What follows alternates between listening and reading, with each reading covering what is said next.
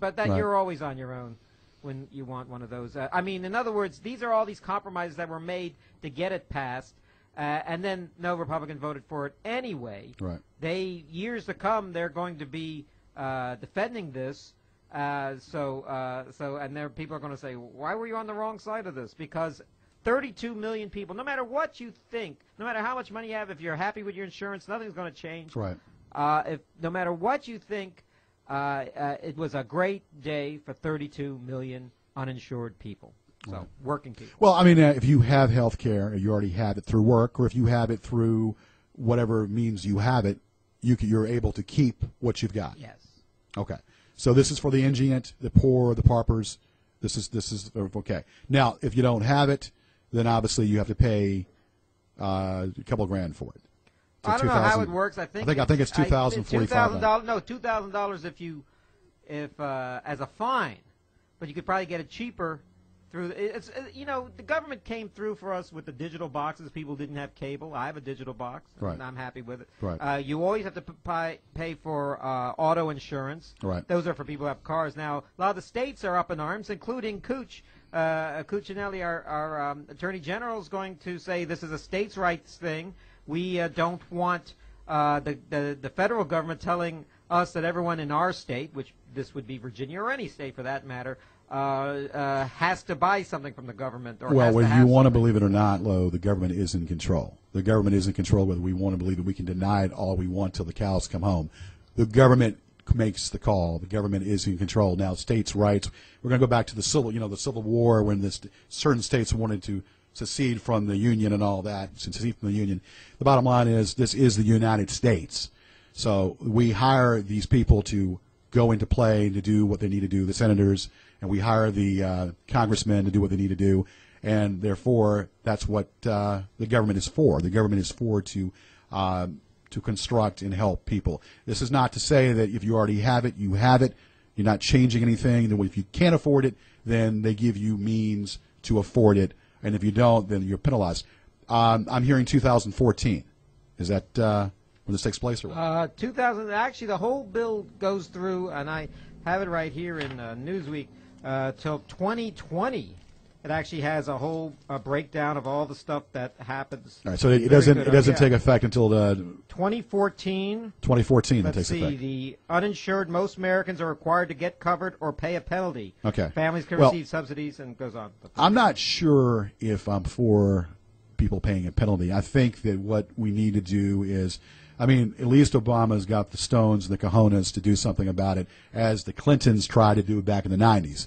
We know that the Clintons tried to do something back in the 90s, and they were looked at, we don't want to do that. No, we don't want to do that.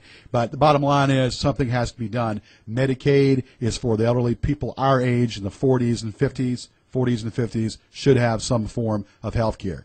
Whether you're able to, if you can afford it, then great. If you can't, the government should give it to you. I think the government should give it to you.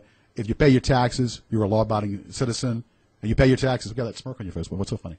Because I think that Medicare and Medicaid already does that in America. Medicaid. A lot of people complain about it, but it's not. Medicaid, it's not universal. Does not do it for people our age. Yeah, they do it for elderly people, not people our age and in our middle ages. In fact, people our age, the young people in our 20s, they are the uninsured people, and they tend to only go to the doctor when they're sick, and they pay through the nose for it. Right.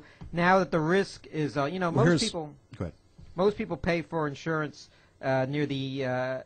What how's it go? Something like 80% of all the insurance expenses you have is the last 2 or 3 months of your life. Right. That kind of tells you something, and you could live. And this is no matter how long you live. Right. And so now the young people are going to shoulder some of the risk, which I think is a good thing. Well, here's the deal.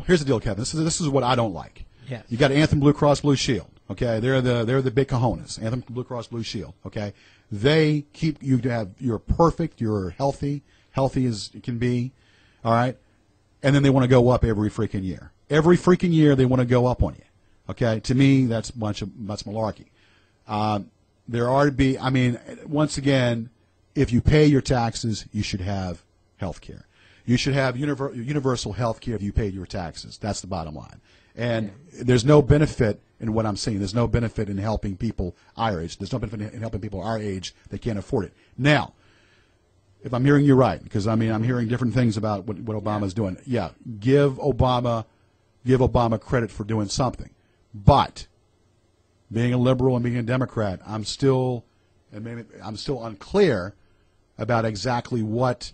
So I mean, if you can't afford it, then that means then you're going to be penalized for it. See, now I don't think we should be penalized. I mean, I think that it should be constructive to help people and help people to be able to afford it, not try to penalize people. I think that's the negative thing there. In the year 2014, employers, forget about people, businesses with 50 or more employees must provide coverage or they will pay a penalty. Okay. So if you have a job with a company, they may just have 49 people there. Okay, so small business people then need to pay for it. But they'll get tax breaks if they get tax breaks. I mean, everything is. I think how it works is this is probably the best thing America can. All right. So the onus then is on the small business people, the business people, not necessarily on the actual taxpayer. Yeah, everyone has a job, or everyone should. Well, I mean, what I'm saying is making it structural for every business place to do that. Yes. I don't know. I don't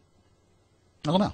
I think that at least where something's being done, but I don't know if I necessarily agree to every length of it. I don't know if I agree to every degree that it's being done. I think that, something's got to be done. But how it's being done, I think that, I think it ought to be free. I think, call me crazy. I think it ought to be free to people that are in that status, pauper and indigent status, as long as they're paying their taxes. Now, you Canadianized, socialistic, or whatever, so be it. So be it. Everyone really would like that. I mean, everyone certainly the politicians who voted for it would like that, but it's probably not going to happen. It's not going to happen in a rich country like America. We're still a young country, and those other countries that have it have worked their way towards it. They probably had something like this and whatnot. There was a time only rich people had doctors, the king, and and then they worked it out. Well, maybe the rich people that aren't the king, and then maybe the middle class people, and then the serfs and the. Yeah.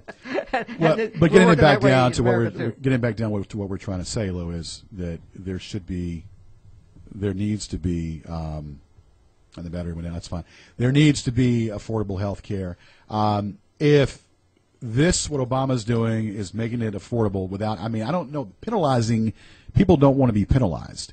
People do not want to be penalized. I think that if Obama made it affordable, then therefore that should outweigh I guess the wording of it confuses me a little bit. So I guess making it affordable for people that make X amount of money in a certain year, then I guess that would work then, and be able to say pay X amount of dollars per year and not having it go up every single year. Perfectly healthy, not even using it, and yet it still goes up. That should not have to be the case. All right, this is the Gorgeous George Show at 1450 WCLM Radio. You can check it out on WCLMradioonline.com, on the net, hosting the net, on the net, all over the world. Paris, the UK, Rome, Las Vegas, Los Angeles, Miami. Hell, we're everywhere, and that's the way it should be.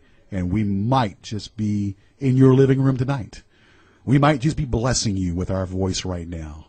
Coming in your living room and saying, "Ooh, I want to heal you. Because it's just the way I want. I want to sound like Mickey Mouse. I want to come over there, Josephine, and heal you. Ooh,